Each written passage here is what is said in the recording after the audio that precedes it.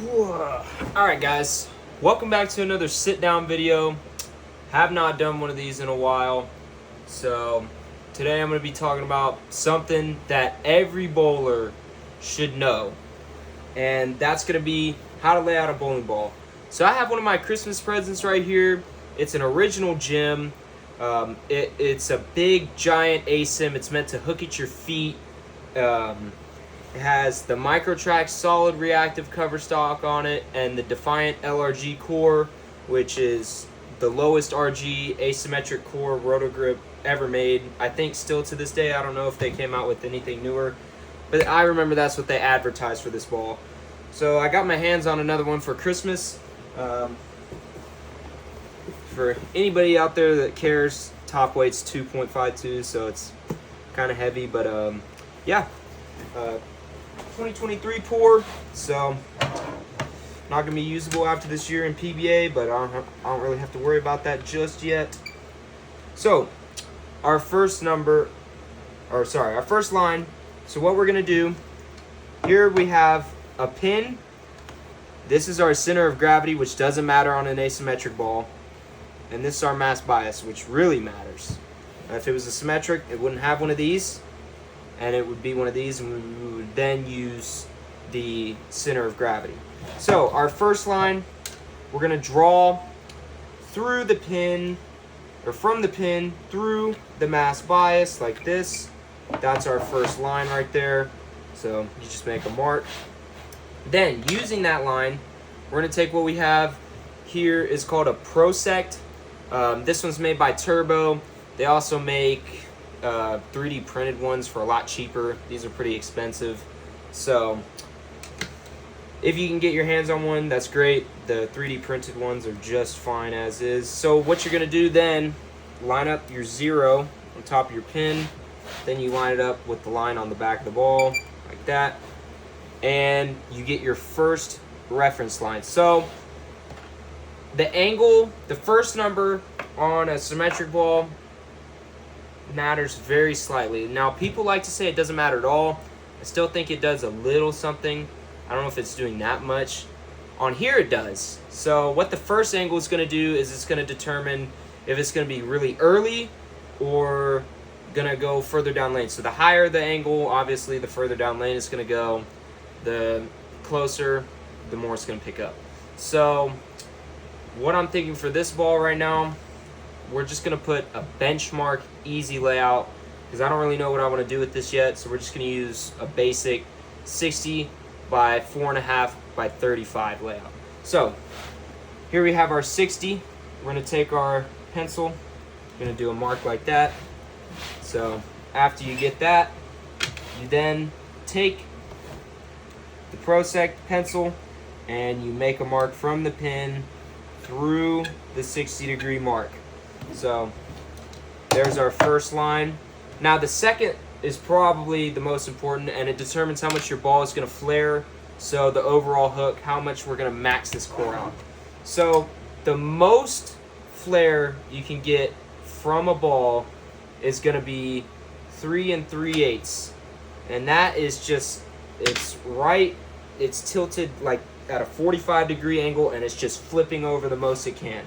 So here we're going to do a pretty basic benchmark pin. So what you do then, you line up your pin on the angle you just made, and we go to the 4.5 mark, which is right here. So you make your mark. There it is right there. Clean it up just for nice and pretty. And then on that mark, you then line it up. 0 goes on the mark, this lines up with the line, and then we're going to do our 35, which is going to be right there. So you then make your 35 mark, and you take the Prosect and you line those up like so, and that is how snappy you want it to be, basically how much this ball is going to kick on the back. So the first angle right here is going to be how early, only really matters on an ASIM. Second, most important, how much you're going to have this ball flare, which is the pin distance. And then third is going to be how snappy, how smooth, you know, do I want this ball to really kick off the bag? Do I want it to be smooth? 35 is kind of a lower number, so it's going to be a little more to the snappy end. On my last numbers, I really don't go above 50. That it tends to get too flat in the back. But yeah, so after we do that, you go on this same line you just made.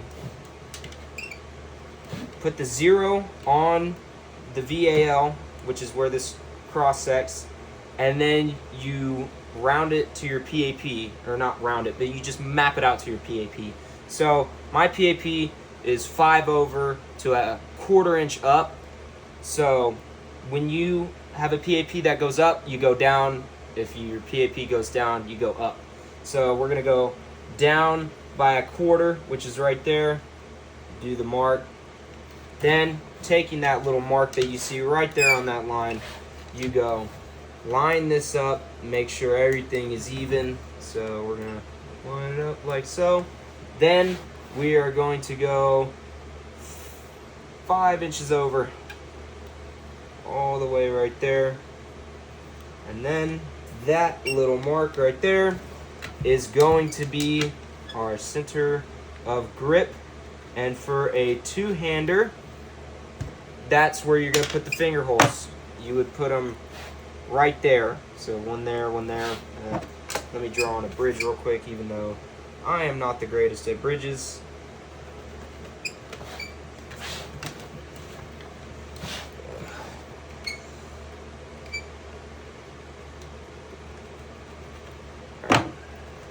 I really suck at bridges, guys. Every time I'm at the pro shop, I let them do it because I'm not very good. But you're going to put your fingers right there. Nobody would realistically be able to hit that because it's like that big, but it'd be a little further out.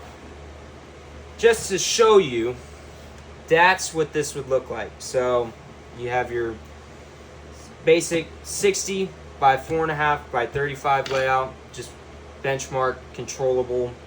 Not going to hook too much. I'm not going to do that for this ball because I want it to be, you know, pretty early, pretty chunky.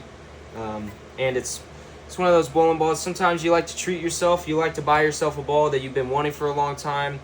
The Gems are my favorite series. I absolutely adore these bowling balls. And this is the first time I've had my hands on an original. The exotic was really good for me, and I like solids more than pearls, so I can only imagine how good this is going to be. So I'm going to do an interesting layout. I actually have all 3 Magic Gems right here too, just ready to get unboxed. And then I also got gifted for Christmas a fast pitch that I need to plug, and I bought a Summit Peak that I also need to plug. So I have a lot of stuff to do for Christmas for bowling, but that's a little system for the dual angle layout system for bowling. Every bowler should know how to do this at some point or another. They should definitely learn how to do this because it's a very valuable skill.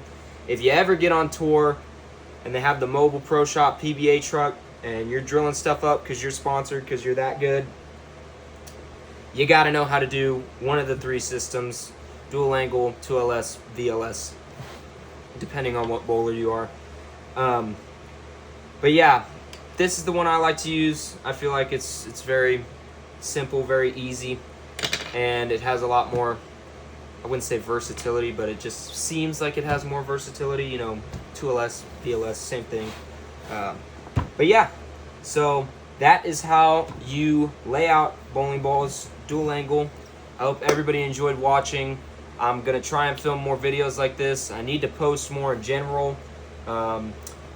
Been getting real busy, but I'm going to try and get some more stuff out there for y'all. So everybody have a good day, and I'll see y'all later.